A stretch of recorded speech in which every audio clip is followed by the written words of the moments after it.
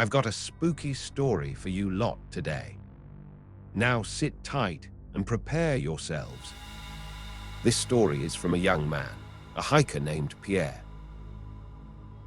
All right, people, I need to tell you about something that happened to me last summer. It's been eating at me and I can't keep it to myself anymore. This isn't just a creepy story, it's a warning. If you ever hear about the woods near Black Creek, do not go there. I'm an avid hiker and I've been exploring the forests around my area for years. I've seen my share of weird stuff, abandoned cabins, strange animal tracks, even a few UFO sightings, don't judge. But nothing prepared me for what I found in the woods near Black Creek. It started with rumors. Locals talked about hikers who went missing in those woods, about strange lights and sounds that couldn't be explained. They called it the Shadow Woods, and they said something lived there, something that didn't want to be found. Naturally, I had to check it out.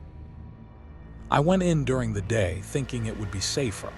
The woods were dense, with thick underbrush and twisted trees that seemed to lean toward me as I walked. The air was heavy, like it was pressing down on me, and the usual sounds of the forest, birds, insects, rustling leaves, were completely absent. I found the first sign about an hour in. It was a tree with deep gashes in the bark, like something had clawed at it. The marks were too high for a bear, and too precise for an animal. I took a few pictures and kept going. Then I found the cabin. It was small and falling apart, with a roof that sagged like it was about to collapse. The door was slightly ajar and I could see something moving inside. I called out, thinking it might be another hiker, but there was no answer. I stepped inside. The place was a mess, broken furniture, shattered glass, and walls covered in strange symbols. But the worst part was the smell. It was like rotting meat and sulfur, so strong it made my eyes water. That's when I heard it. A low, guttural growl coming from the shadows in the corner of the room. I didn't stick around to see what it was. I ran. Even after that, I eventually decided to return. I know what you're thinking. Why would you go back after that?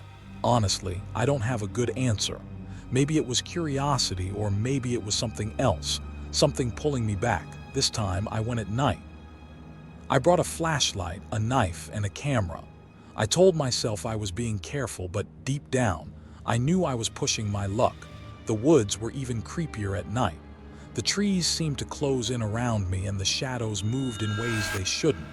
I made it to the cabin, but this time, the door was wide open. I stepped inside and that's when I saw it.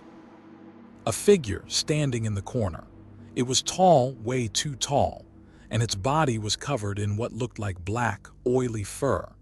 Its eyes glowed red, and when it turned to look at me, I felt this wave of pure terror wash over me. It moved faster than anything I've ever seen. One second it was in the corner, and the next it was right in front of me. I swung my knife, but it didn't even flinch. It just grabbed me and threw me across the room. I don't remember much after that.